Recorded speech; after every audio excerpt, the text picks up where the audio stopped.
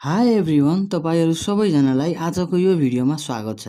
आज हामी फेरि पनि केमिस्ट्रीको च्याप्टर 1 फन्डामेन्टल एन्ड फाउन्डेसन अथवा फाउन्डेसन एन्ड फन्डामेन्टल अफ केमिस्ट्रीको पार्ट 2 हेर्न जाँदैछौँ र यो भिडियोभन्दा अगाडि पनि हामीले यसको पार्ट 2 अपलोड गरिसकेका छौँ, जसको लिङ्क तल्लोपट्टि तपाईँले डिस्क्रिप्सन पार्टमा पाउन सक्नुहुन्छ। यदि त्यो भिडियो हेर्नुभएको छैन भने त्यो पनि हेर्नुहोला र आजको भिडियो चाहिँ त्यो भिडियोभन्दा नै इम्पोर्टेन्ट रहेको छ, किनकि आजको भिडियोमा हामीले केही यस्तो इम्पोर्टेन्ट टपिक्सको बारेमा डिस्कसन गर्न जाँदैछौँ जुन चाहिँ इक्जाम पोइन्ट अफ भ्यूले एकदम इम्पोर्टेन्ट रहेको छ। सो यो भिडियोमा तपाईहरूलाई फेरि पनि स्वागत छ। ल त आजको यो भिडियो हामी स्टार्ट गरौँ। सो सुरुमा हामीलाई मोस्ट इम्पोर्टेन्ट कुरा रहेको छ केमिकल फर्मुलाको बारेमा हामी जानौँ। यो केमिकल फर्मुलालाई हामीले मोलिकुलर फर्मुला पनि भन्न सक्छौँ। अनि यो भनेको के हो भने representation of molecules or elements in terms of symbol. Symbol भनेको के हो त अल्फाबेट। जसरी सोडियमको लागि एन हुन्छ, त्यसरी नै सबै एलिमेन्टको लागि अथवा कम्पाउन्डको लागि केही न केही के हुन्छ त सिम्बलहरू हुन्छ। सो जब हामीले सिम्बल्सहरू युज गरेर कुनै कम्पाउन्डलाई एक्सप्रेस गर्छौँ भने त्यसलाई नै के भन्छौँ त हामी केमिकल फर्मुला भन्छौँ। जसरी सोडियम कार्बोनेटलाई हामीले सोडियमको लागि Na र कार्बोनेटको लागि CO3 यो मिलाएर हामीले सोडियम कार्बोनेटको मोलिकुलर फर्मुला बनायौँ। सो ओभरअली यो केमिकल फर्मुला भनेको के हो त यो रिप्रेजेन्टेसन हो इन टर्म्स अफ के हो त सिम्बलको। सिम्बलहरूलाई प्रयोग गरेर जब हामी कुनै पनि कम्पाउन्डलाई चाहिँ रिप्रेजेन्ट गर्छौँ त्यसलाई नै हामीले मोलिकुलर फर्मुला भन्छौँ अथवा केमिकल फर्मुला भन्छौँ। क्लास 10 मा अथवा 9 मा केमिकल फर्मुला बनाउने केही स्टेप्सहरू तपाईले सिक्नु भएको थियो। जसरी यहाँ हेर्न सकिन्छ सोडियमको सिम्बल के हुन्छ त Na हुन्छ र कार्बोनेटको सिम्बल चाहिँ CO3 हुन्छ। सो अब Na को भ्यालेन्सी 1 यसको माथि लेखिन्छ र कार्बोनेटको भ्यालेन्सी 2 जुन चाहिँ यसको माथि लेखिन्छ र क्रिस क्रस हुन्थ्यो, यसको भ्यालेन्सी यसकोमा र यसको भ्यालेन्सी यसकोमा। सो यो 2 चाहिँ यहाँ Na मा जाने भयो, Na2 हुने भयो र कार्बोनेटमा चाहिँ 1 आउने भयो। सो यो के हो त सोडियम कार्बोनेटको मोलिकुलर फर्मुला अथवा केमिकल फर्मुला चाहिँ Na2CO3 हुन्छ। अब इक्जाममा चाहिँ यसको डेफिनेसन सोध्न सक्छ, तर मोस्ट इम्पोर्टेन्ट के हो त यसको significance. What is the significance of the formula Na2CO3। अब यो फर्मुलाको सिग्निफिकेन्स के हो त्यो तपाईले इक्जाममा लेख्नुपर्ने हुन्छ। सो अब हामी सिग्निफिकेन्सको बारेमा डिस्कसन गरौँ। सिग्निफिकेन्स दुई टाइपको हुन्छ, एउटा क्वालिटेटिभ र अर्को क्वान्टिटेटिभ। क्वालिटेटिभमा जब हामीले बाहिरबाट हेर्दा त्यसमा कुन कुन एलिमेन्टहरू इन्भल्भ भएको छ अथवा कुन कुन एलिमेन्ट मिलेर बनेको छ त्यसको नाम दिन्छौँ र त्यो कम्पाउन्डले अथवा त्यो मोलिकुलर फर्मुलाले कुन कम्पाउन्डलाई रिप्रेजेन्ट गर्छ त्यो कुरा हामीले मात्रै लेख्छौँ। तर क्वान्टिटेटिभमा हामीले कति एमाउन्ट, क्वान्टिटी भनेको के हो त एमाउन्ट हो। सो कति एमाउन्ट अथवा कति मोल चाहिँ त्यसमा कुन एलिमेन्ट युज भएको छ त्यो कुरा हामीले क्वान्टिटेटिभमा लेख्छौँ। जसरी यहाँ क्वालिटेटिभमा हेरौँ हामी। क्वालिटेटिभमा सुरुमा हामीले नेम अफ द सब्सटेन्स, जसरी what is the significance of the compound Na2CO3 इक्जाममा दियो भने फर्स्टमा हामीले Na2CO3 is the molecular formula अथवा chemical formula of the compound sodium carbonate एउटा त्यो भयो। त्यसपछि element present in the substance, अनि sodium carbonate is found by the sodium carbon and oxygen. यो दुईटा कुरा हामीले क्वालिटेटिभमा हेर्छौँ। तर क्वान्टिटेटिभमा हामी के हेर्छौँ त त्यसमा कति त्यसको मोलिकुलर मास हो अथवा त्यसमा कति मोल कुन एलिमेन्ट युज भएको छ त्यो हामीले हेर्छौँ यहाँ। जसरी क्वान्टिटेटिभमा हेरौँ, मोलिकुलर मास सुरुमा। मोलिकुलर मासको लागि हामीले यसमा जुन सोडियम रहेको छ, कार्बन रहेको छ र अक्सिजन रहेको छ त्यो सबैको हामीले छुट्टा छुट्टै के गर्छौँ त मोलिकुलर मास क्याल्कुलेट गर्छौँ। त्यसपछि number of each kind of atom. So कुन एटम कतिवटा छ त्यो कुरा पनि हामीले यो क्वान्टिटेटिभमा लेख्छौँ। जसरी यहाँ दुईटा सोडियमको एटम छ, एउटा कार्बनको एटम छ र 3टा अक्सिजनको एटम छ। सो यो कुरा पनि यहाँ मेन्सन गरिन्छ। तर हामीले यहाँ के लेख्छौँ त sodium carbonate is found by 2 mole of sodium, 1 mole of carbon र 3 मोल अफ अक्सिजन। मोल युज गर्छौँ हामी टर्म। मोल के हो त्यो चाहिँ च्याप्टर 2 मा पढिन्छ, तर अहिले तपाईले मात्रै मोल भनेको के हो भने जतिवटा दिएको हुन्छ जुन एटम त्यसलाई तपाईले मोल भन्न सक्नुहुन्छ।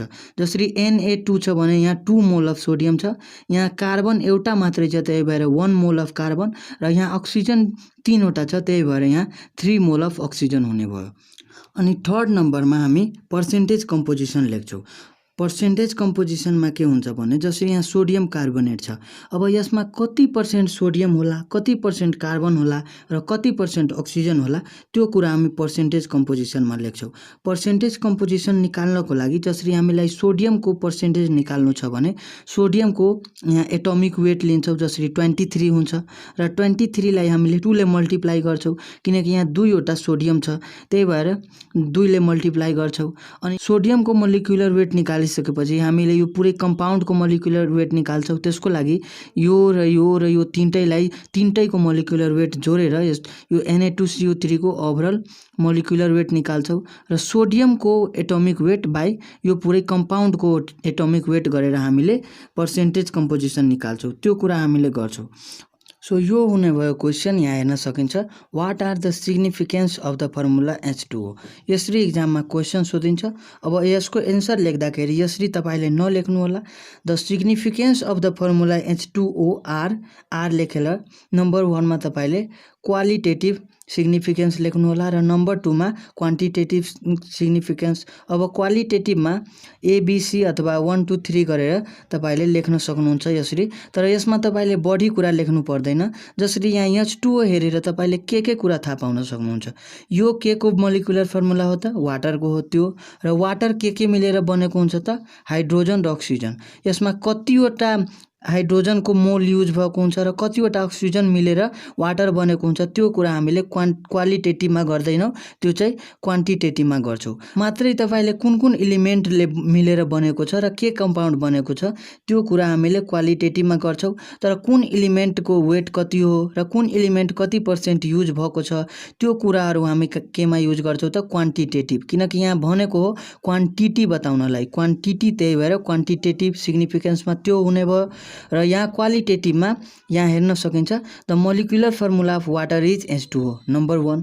त्यसपछि water contents hydrogen and oxygen element, अथवा यसरी पनि लेख्न सकिन्छ, water is composed of hydrogen and oxygen. त्यो दुईटा पोइन्ट मात्रै लेख्न सक्नुहुन्छ, अथवा बुकमा धेरै पोइन्ट्सहरू पनि हुन सक्छ, तर यति लेख्नु भए पनि धेरै राम्रो हो। त्यसपछि यहाँ हेरौँ हामीले क्वान्टिटेटिभमा molecular mass of water is, यसबाट हामीले मोलिकुलर मास पनि निकाल्न सक्छौँ।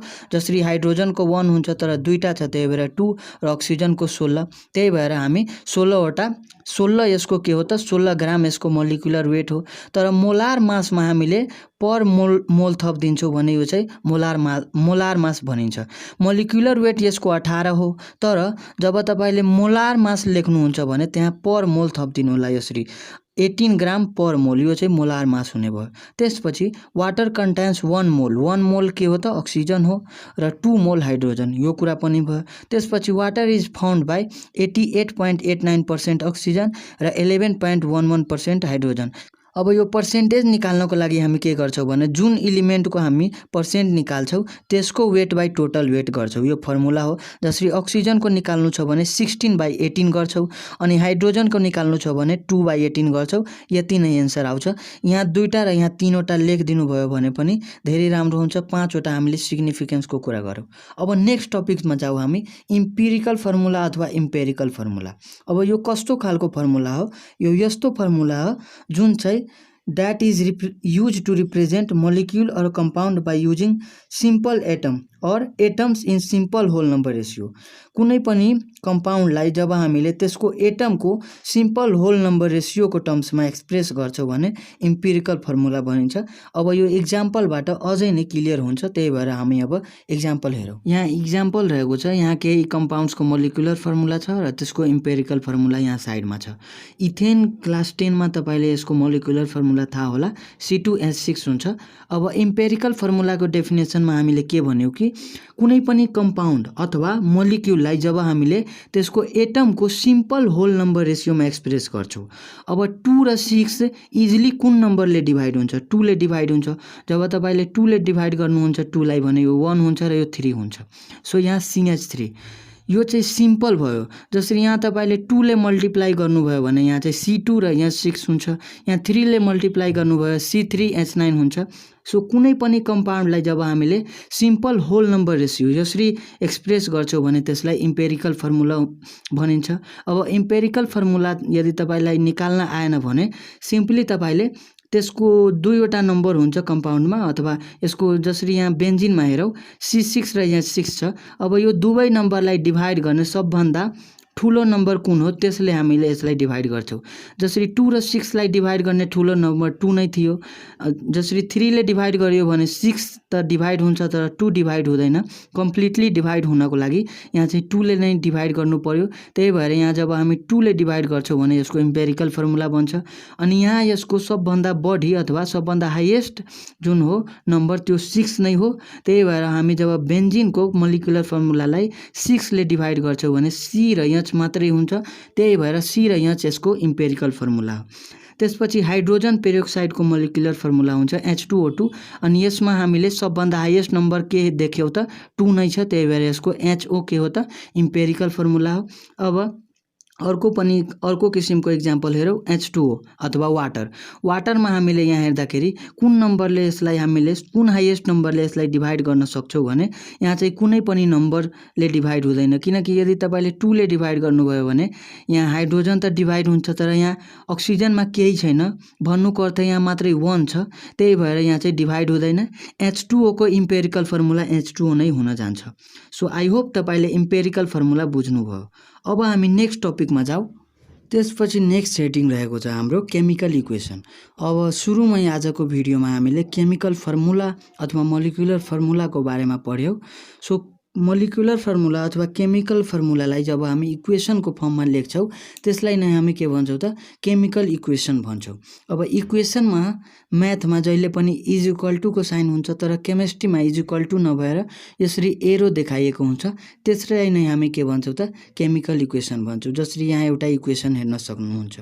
अब इक्जाममा चाहिँ वाट इज केमिकल इक्वेसन नसोध्न पनि सक्छ तर यसको फेरि पनि के सोध्न सक्छ त क्वान्टिटेटिभ र क्वालिटेटिभ यसको एनालाइसिस अथवा क्वान्टिटेटिभ र क्वालिटेटिभ इन्फर्मेसन हामीले सोध्न सक्छ इक्जाममा। सो अब हामी यसको क्वालिटेटिभ र क्वान्टिटेटिभको बारेमा डिस्कसन गरौँ कि कसरी हामीले यदि इक्जाममा सोधियो भने लेख्न सक्छौँ। सो यस्तो खालको क्वेसन हुन सक्छ what quantitative and qualitative information we can get from the reaction. अब हामी यो क्वेसनको एन्सर कसरी लेख्ने त्यो अब हामी हेरौँ। जसरी यहाँ थियो calcium carbonate plus hydrochloric acid gives के त calcium chloride water and carbon dioxide. अब हामी यसलाई केमिकल इक्वेसनमा चेन्ज गरिदियो अथवा मोलिकुलर इक्वेसनमा सबै फर्मुला राखेर चेन्ज गरिदियो। अब यहाँ क्लोराइड दुईटा छ त्यही भएर हामीले यहाँ दुईटा लेख्यौँ अनि यो 2 लेखिसकेपछि यहाँ हाइड्रोजन पनि ब्यालेन्स भयो। अनि यो मेथड जुन हो यसलाई भनिन्छ के त हिट एन्ड ट्रायल मेथड। अनि यो मेथड चाहिँ तपाईले केमिकल इक्वेसन ब्यालेन्स गर्ने मेथड मध्ये एउटा हो जसमा हामीले डाइरेक्ट कतिवटा कुन एटम चाहिन्छ त्यो हामीले डाइरेक्ट लेख्छौँ। अनि this method is called as के त हिट एन्ड ट्रायल मेथड। अनि अर्को पनि मेथड्सहरू हुन्छ जसरी अक्सिडेसन एन्ड रिडक्सन मेथड जुन चाहिँ हामी अक्सिडेसन र रिडक्सन च्याप्टर अन्तर्गत त्यो पढ्छौँ तर यो चाहिँ अहिले याद राख्नु होला। अब हामी यो क्वेसनको एन्सर कसरी लेखिन्छ त्यो हेरौँ। यहाँ मिस्टेक भएको थियो। यहाँ मैले क्वान्टिटेटिभ गरिदिएको थिएँ र यहाँ चाहिँ क्वालिटेटिभ गरिदिएको थिएँ। त्यही भएर मैले यसलाई काटेर चेन्ज गरेको छु। क्वालिटेटिभमा हामी के गर्छौँ त यसलाई हेरेर के इन्फर्मेसन चाहिँ अब्टेन हुन्छ त्यो हामी लेख्छौँ।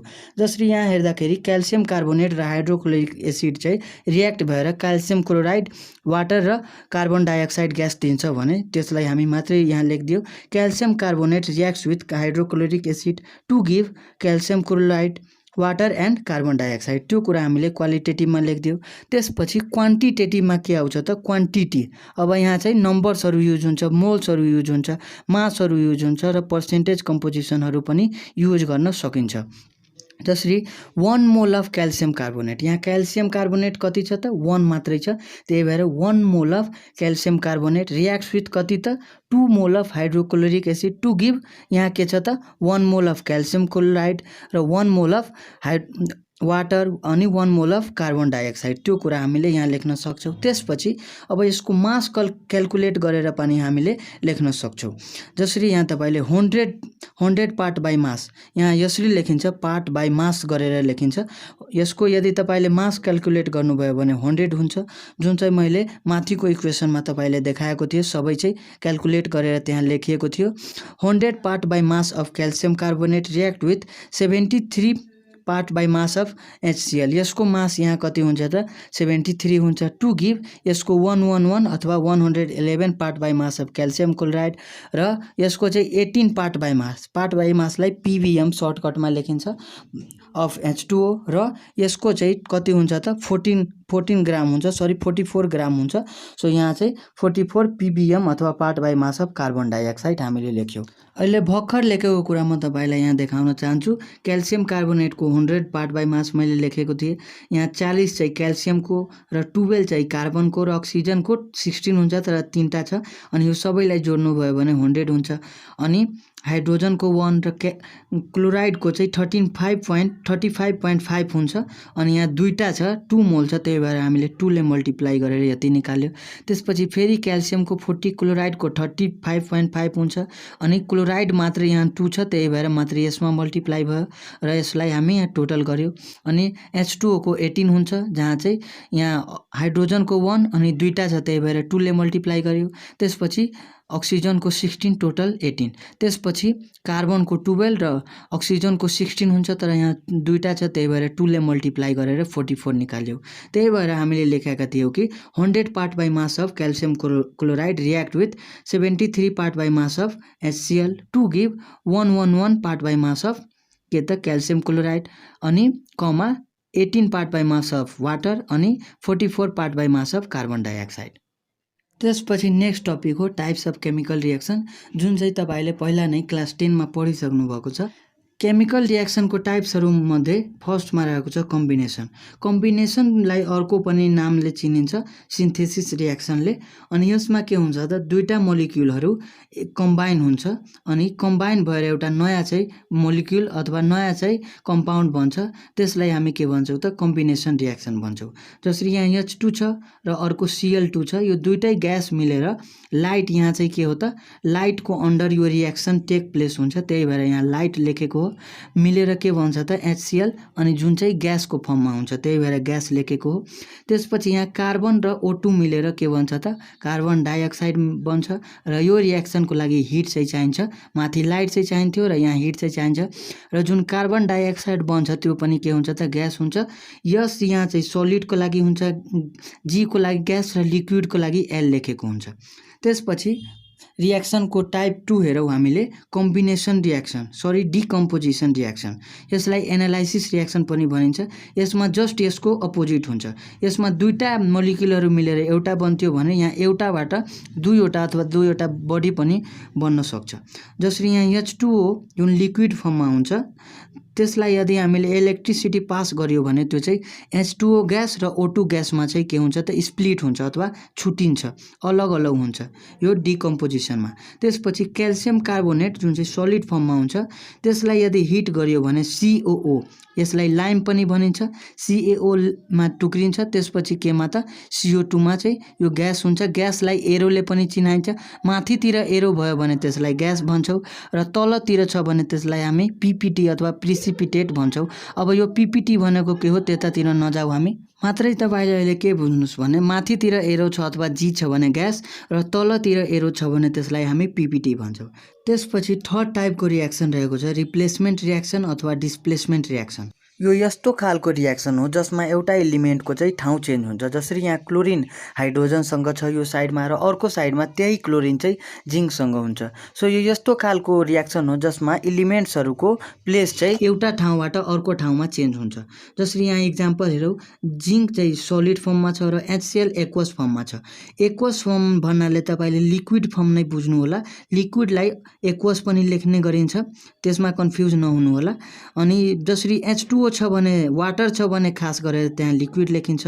अरू चाहिँ कम्पाउन्ड धेरै जसो कम्पाउन्डमा लिक्विड लेखिन्छ र धेरै जसोमा एक्वस पनि लेख्ने गरिन्छ। जसरी यो रिएक्सन तपाईँले क्लास 10 मा हाइड्रोजन ग्यास प्रिपरेसनमा पढ्नु भएको होला।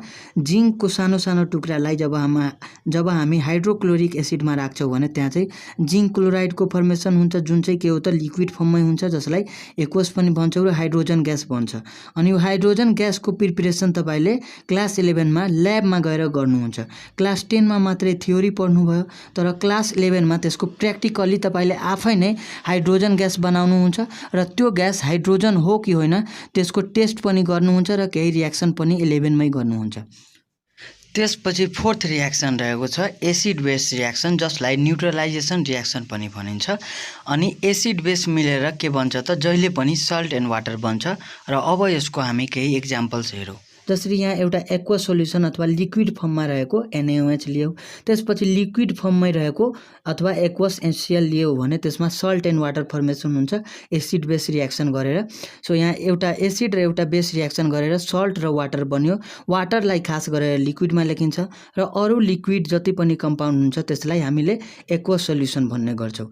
अनि सल्ट र वाटर जुन बनेको हुन्छ यसलाई तपाईँले लिटरस चेक गर्नुभयो भने त्यो चाहिँ न त एसिडिक हुन्छ न त बेसिक हुन्छ नेचरको, न एसिडिक नेचरको हुन्छ न त बेसिक नेचरको हुन्छ। त्यही भएर यसलाई न्युट्रल सब्स्टेन्स भनिएको हो। अनि एसिड बेस रियाक्सन गरेर जहिले पनि न्युट्रल सब्स्टेन्स फर्म हुन्छ अनि त्यो न्युट्रल सब्स्टेन्स हो सल्ट र वाटर। अब यहाँ NaCl को ठाउँमा अरू पनि सल्ट्सहरू फर्म हुन सक्छ, तर यहाँ NaCl चाहिँ मैले इक्जाम्पलमा लिएको छु। त्यसपछि फिफ्थ टाइपको रियाक्सन रहेको छ जुन चाहिँ तपाईँले क्लास 10 मा पढ्नु भएको छैन, त्यो चाहिँ हाइड्रोलाइसिस हो। हाइड्रो भनेको तपाईँले जहिले पनि याद राख्नु होला वाटर। जति पनि यो बायोलोजीमा अथवा केमिस्ट्रीमा अथवा फिजिक्समा जहिले पनि यो हाइड्रो शब्द तपाईँले सुन्नुभयो भने तपाईँले वाटर सम्झिनु होला। अब जब हामीले कुनै पनि कम्पाउन्डलाई वाटरसँग रियाक्सन गराउँछौँ भने त्यसलाई हामी हाइड्रोलाइसिस रियाक्सन भन्छौँ। जसरी यहाँ सोडियम कार्बोनेट छ भने सोडियम कार्बोनेट सलिड फर्ममा छ र वाटर लिक्विड फर्ममा छ भने यसलाई हामी रियाक्सन गरायो भने जे फर्म हुन्छ त्यो त बेग्लै कुरा हो, तर वाटरसँग रियाक्सन गराएको रियाक्सनलाई हामी के भन्छौँ त हाइड्रोलाइसिस रियाक्सन भन्छौँ। अब यसमा यहाँ हेर्दाखेरि यहाँ वाटर चाहिँ फर्म भएको हो तर यहाँ चाहिँ वाटरसँग रियाक्सन गराइएको हो अनि यहाँ चाहिँ NaOH बन्छ र H2CO3 बन्छ। त्यसपछि रिएरेन्जमेन्ट। अब अर्ग्यानिक केमिस्ट्री यदि स्टार्ट भइसकेको छ भने तपाईँले त्यहाँ पढ्नुभएको होला एमोनियम साइनेटलाई रिएरेन्ज गरेर युरिया बनाएको थियो। त्यहाँ तपाईँले अर्ग्यानिक केमिस्ट्रीको जब तपाईँले हिस्ट्री पढ्नुहुन्छ त्यसमा तपाईँले पढ्न सक्नुहुन्छ। यहाँ एमोनियम साइनेट रहेको छ जसको फर्मुला हो NH4CNO। अब तपाईँले यसलाई रिएरेन्ज गर्नुभयो भने भन्नुको अर्थ यताउति मिलाउनु भयो भने यो चाहिँ युरिया फर्म हुन्छ। अनि जुन यो युरिया हो यो चाहिँ फर्स्ट अर्ग्यानिक कम्पाउन्ड हो, यो याद राख्नु होला। अब यसलाई तपाईँले हेर्दाखेरि के हो त यसमा नाइट्रोजन गर्नुहुन्छ भने के हो त 1 र 2 अनि यहाँ पनि 2 छ। त्यसपछि हाइड्रोजन कतिवटा छ त 2 2 4, यहाँ पनि 2वटा छ। कार्बन पनि यसमा एउटा र यसमा एउटा र अक्सिजन पनि यसमा एउटा र एउटा। दुवैमा सेम नम्बर अफ एलिमेन्ट्सहरू छ अथवा सेम नम्बर अफ एटम्सहरू छ, तर यसलाई रिएरेन्ज गरिदिएको छ, त्यही भएर यो रियाक्सनलाई रिएरेन्जमेन्ट भनिएको हो। त्यसपछि यहाँ पोलिमेराइजेसन हो। पोलिमेराइजेसन भनेको के हो त एउटा सानो कम्पाउन्डलाई ठुलो कम्पाउन्ड बनाउनुलाई के भन्छ त पोलिमेराइजेसन भनिन्छ। जसरी इथिनको फर्मुला तपाईँलाई थाहा होला C2H4। मैले यहाँ इथेन भनेको छैन, यहाँ इथिन भनेको छु जुन डबल बोन्ड हुन्छ। यसलाई यदि तपाईँले मल्टिप्लाई गरिदिनु भयो भने बढी भइहाल्छ अनि बढीलाई हामीले के भन्छौँ त पोली भन्छौँ। यदि सिङ्गल मात्रै छ भने त्यसलाई मोनो भनिन्छ, तर यदि बढी 1 भन्दा बढी छ भने त्यसलाई हामी पोली भन्ने गर्छौँ। अनि यहाँ चाहिँ इथिनबाट के हुन्छ त पोली इथिन बन्न जान्छ। जसरी यहाँ हामीले यसलाई 2 ले मल्टिप्लाई गरिदिनु हो भने यहाँ 2टा CH2 थियो तर यहाँ 4वटा भइहाल्छ जसलाई हामी पोलिइथिन भन्छौँ। यहाँ तपाईँले बढी यसमा बुझ्नु भएन भने केही छैन, मात्र यति याद राख्नु पोलिमेराइजेसन भनेको त्यस्तो खालको रियाक्सन हो जसमा हामीले एउटा सानो कम्पाउन्डलाई ठुलो कम्पाउन्डमा चेन्ज गरिदिन्छौँ अनि ठुलोलाई हामी के भन्छौँ त पोली भन्छौँ अनि एउटालाई हामी मोनो भन्छौँ। अब यहाँ हामी 2टा टर्म बुझौँ। फर्स्टमा रहेको छ एटमिक मास र अर्को रहेको छ ग्राम एटम। एटमिक मास भनेको तपाईँलाई थाहा छ कुनै पनि एटमको टोटल मास अथवा टोटल नम्बर अफ प्रोटोन र न्युट्रोन जब जोड्छौँ हामी जुन मास आउँछ त्यसलाई हामी एटमिक मास भन्छौँ। र जब तपाईँले एटमिक मासलाई ग्रामको टर्ममा एक्सप्रेस गरिदिनु भयो भने त्यसलाई हामी के भन्छौँ त ग्राम एटम भन्छौँ। जसरी सोडियमको तपाईँले एटमिक वेट चेक गर्नुभयो भने त्यो चाहिँ 23 हुन्छ, तर तपाईँले जब 23 ग्राम लेखिदिनुहुन्छ भने त्यसलाई हामी ग्राम एटम भन्छौँ। द एटमिक मास और atomic weight expressed in term of gram is called gram atom. यस्तो खालको धेरै जसो केमिस्ट्रीमा टर्म्सहरू हुन्छ जुन चाहिँ कन्फ्युजन गर्ने हुन्छ, तर त्यसमा कन्फ्युजन हुनु पर्दैन। यहाँ पहिला नै ग्राम भनिदिएको छ र एटम भनेको तपाईँले एटमिक मास बुझ्नु होला। अब हामी एटमिक मासको फर्मुला यहाँ क्लास 11 मा के कस्तो छ त्यो हेरौँ। एटमिक मास भनेको यहाँ 3वटा फर्मुला छ। फर्स्टमा छ weight of atom of the element, जुन कुनै पनि एलिमेन्टको कति वेट छ अनि divided by weight of an atom of hydrogen divided by हाइड्रोजनको जति वेट छ त्यति। यो सबै फर्मुला सिमिलर नै छ, तर यसमा धेरैजसो स्टुडेन्टलाई कन्फ्युजन भइरहेको हुन्छ। तर यसमा कन्फ्युजन हुनुपर्ने कुनै कुरा नै छैन, किनकि तपाईँले जब हाइड्रोजनको वेट हेर्नुभयो भने त्यो कति हुन्छ त 1 हुन्छ। अनि कुनै पनि एलिमेन्टको वेटलाई तपाईँले 1 ले डिभाइड गर्नुभयो भने जस्ताको त्यस्तै नै हुन्छ। अनि यहाँ हेरौँ, एटोमिक वेट अथवा एटोमिक मासको अर्को formula weight of an atom of element by divided by 1/16 into mass of oxygen 16। अब यो पनि फर्मुला माथि जस्तै हो, किनकि जब तपाईँले अक्सिजनको मास हेर्नुभयो भने कति हुन्छ त 16 हुन्छ। अनि 16लाई तपाईँले जब 16 ले डिभाइड गर्नुभयो भने 1 हुन्छ। अनि कुनै पनि एटमको अथवा एलिमेन्टको मासलाई तपाईँले 1 ले डिभाइड गर्नुभयो भने जस्ताको त्यस्तै। भन्नुको अर्थ यो र यो फर्मुला सेमै हो। त्यसपछि थर्डको हेरौँ, atomic mass is equal to weight of सेमै हो माथिको, त्यसपछि 1/12 टाइम्स के हो त कार्बन 12 आइसोटप। अब आइसोटप के हो त्यो अहिले छोडिदेऊ, हामी लास्टमा डिस्कसन गर्छौँ।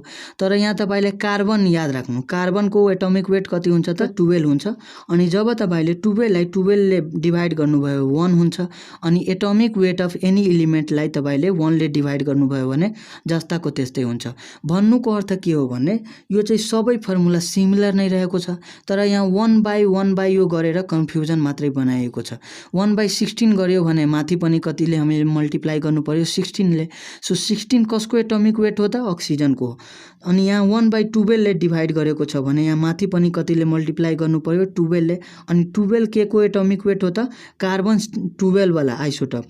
आइसोटप भनेको त्यस्तो खालको एलिमेन्ट्सहरू हो जसको एटोमिक नम्बर चाहिँ सेम हुन्छ, तर एटोमिक मास चाहिँ फरक हुन्छ। जसरी यदि 2वटा कार्बनको आइसोटप छ भने दुईटैको एटोमिक नम्बर 6 नै हुन्छ, तर मास चाहिँ त्यसको डिफ्रेन्ट हुन जान्छ। एउटाको 12 हुन्छ र अर्कोको 14 हुन्छ। तर यहाँ चाहिँ कार्बन 12 जसको 12 वेट छ त्यो यहाँ लिएको हो। अब इक्जाम्पल हेरौँ यो तीनटै एटोमिक मासलाई बुझ्नको लागि। इक्जाम्पलमा atomic mass of sodium is 23। अब हामीलाई थाहा छ, यो थाहा भएको कुरा हो कि एटोमिक मास अफ सोडियम कति हो त 23। अब यो फर्मुलाहरू एप्लाई गरौँ। Atomic mass is equal to फर्स्टमा के हो त कुनै पनि एलिमेन्टको एटोमिक मास सोडियमको 23 divided by atomic mass of के हो त हाइड्रोजन, हाइड्रोजनको 1 हुन्छ, जस्ताको त्यस्तै आयो। सेकेन्डमा हेरौँ हामी एटोमिक मास भनेको यहाँ सोडियमको लेख्यो divided by 1/16 into atomic mass of oxygen कति हुन्छ त 16 नै हुन्छ। 16 क्यान्सल भयो अनि बाँकी कति रह्यो त 23 नै बाँकी रह्यो। अनि यसलाई यदि हामी ग्राम लेखिदियो पछाडि भने यो के हो त ग्राम एटम हुन जान्छ। थर्ड फर्मुला हेरौँ हामी, एटोमिक मास हामीले माथि राख्यौँ सोडियमको divided by 1/12 into atomic weight of carbon, कार्बनको कति हुन्छ 12 हुन्छ, 12 क्यान्सल र 23 नै आउने भयो। यो तीनटै फर्मुलाबाट एटोमिक वेट सेम नै हुन्छ, तर जति हामीले नम्बरले यहाँ डिभाइड गर्छौँ त्यति वेट भएको एलिमेन्टले हामीले मल्टिप्लाई पनि गर्नुपर्छ। अब अर्को फर्मुला यदि हामीले आफ्नो मनले बनाउने हो भने कसरी हामी गर्न सक्छौँ त एटोमिक वेट अफ एलिमेन्ट माथि राख्छौँ र 1 हामी जति राख्छौँ त्यतिले मल्टिप्लाई गर्नुपर्ने हुन्छ। त्यसपछि नेक्स्ट आउँछ पर्सेन्टेज कम्पोजिसन, जुन चाहिँ हामीले यहाँ सिग्निफिकेन्सको बेलामा युज गरेको थियो। सो पर्सेन्टेज कम्पोजिसन निकाल्ने फर्मुला के हो त वेट अफ एलिमेन्ट अथवा मलिक्युल। जुन एलिमेन्टको हामीले कम्पोजिसन निकाल्नु छ अथवा पर्सेन्टेज कम्पोजिसन निकाल्नु छ त्यसको हामी वेट माथि लेख्छौँ divided by total weight into 100%। जसरी यहाँ चाहिँ calculate percentage composition of Na in Na2S2O3। यसमा चाहिँ कति पर्सेन्ट सोडियम होला त्यो हामीलाई निकाल्न भनेको छ भने percentage composition of sodium is equal to हामी के लेख्छौँ त सोडियमको वेट कति हो त 23, तर यहाँ दुईटा छ त्यही भएर इन्टु 2 गर्यो डिभाइडेड बाई टोटल वेट। यसको टोटल वेट निकाल्नु होला। जसरी यहाँ तपाईँले सोडियमको निकालेर 2 ले मल्टिप्लाई गर्नुहोस्, सल्फरको निकालेर 2 ले, अनि अक्सिजनको 3 ले, अनि सबैलाई जोड्नु भयो भने 158 आउँछ अनि इन्टु 100%। यसरी गरेर हामीले पर्सेन्टेज कम्पोजिसन क्याल्कुलेट गर्न सक्छौँ। सो अब हामी यहाँ बुझौँ आइसोटप र आइसोबार भनेको के हो। आइसोटप्सको बारेमा मैले अहिले नै भनेको थिएँ, तर पनि यहाँ मैले रिपिट गर्न चाहेँ। आइसो जहाँ जहाँ तपाईँले हेर्नुहुन्छ त्यसको मिनिङ हुन्छ सेम। सो आइसोको मिनिङ के भयो त सेम भयो, र बारको मिनिङ हुन्छ वेट। सो जसको एटोमिक वेट सेम छ भने त्यसलाई हामी आइसोबार भन्छौँ। र आइसोटपमा यहाँ तपाईँले प अथवा पी हेर्न सक्नुहुन्छ। भन्नुको अर्थ जसको प्रोटोन सेम छ त्यसलाई आइसो भनेको सेम र पी भनेको प्रोटोन बुझ्नु होला। जसको प्रोटोनको नम्बर सेम छ भने त्यसलाई हामी आइसोटप भन्छौँ। अब प्रोटोनको नम्बर जति हुन्छ त्यति नै के को नम्बर हुन्छ त एटोमिक नम्बर हुन्छ। भन्नुको अर्थ जुन जुन एलिमेन्टको एटोमिक नम्बर सेम हुन्छ अथवा प्रोटोन सेम हुन्छ भने त्यसलाई आइसोटप्स भनिन्छ, र जसको एटोमिक वेट सेम हुन्छ त्यसलाई हामी आइसोबार भन्छौँ। यहाँ इक्जाम्पल हेरौँ हामी, जसरी कार्बनमा हेर्ने हो भने एउटाको एटोमिक वेट 12 पनि हुन्छ र अर्कोको एटोमिक वेट 14 पनि हुन्छ। अब यो कसरी आइसोटप्स हो त्यो हेरौँ। जसरी कुनै पनि एलिमेन्टको यदि तपाईँलाई एटोमिक वेट निकाल्नु छ भने त्यसको प्रोटोन र न्युट्रोनको तपाईँले नम्बर जोड्नुहुन्छ। सो आइसोटप्समा प्रोटोनको नम्बर के हुन्छ त आइसो हुन्छ, मतलब सेम हुन्छ। सो प्रोटोन त 6 नै भयो दुवैमा। अब न्युट्रोनको नम्बर डिफ्रेन्ट हुन जान्छ। यसमा न्युट्रोनको नम्बर 6 हो, तर यसमा न्युट्रोनको नम्बर 8 हो। सो जसकोमा प्रोटोनको नम्बर सेम छ भने त्यो के हो त आइसोटप्स हो। त्यसपछि अर्को इक्जाम्पल हेरौँ। क्याल्सियमको एटोमिक वेट कति हुन्छ? 40 नै हुन्छ। त्यसपछि आर्गनको पनि कति हुन्छ त 40 नै हुन्छ। त्यही भएर यो के हो त आइसोबार्स हो। जसको वेट सेम हुन्छ त्यसलाई हामी आइसोबार भन्छौँ, र जसको एटोमिक नम्बर अथवा प्रोटोनको नम्बर सेम छ भने त्यसलाई आइसोटप्स भन्छौँ। आई होप यो भिडियो तपाईँको लागि केही न केही हेल्पफुल रहेको छ। यदि त्यस्तो हो भने यो भिडियोलाई तपाईँले लाइक गर्न सक्नुहुन्छ अनि आफ्नो साथीहरूसँग पनि सेयर गर्न सक्नुहुन्छ। अनि यस्तै खालको तपाईँले भिडियोजहरू सबै सब्जेक्टमा, यहाँ मात्रै केमिस्ट्रीको भिडियो हामी बनाउँदैनौँ।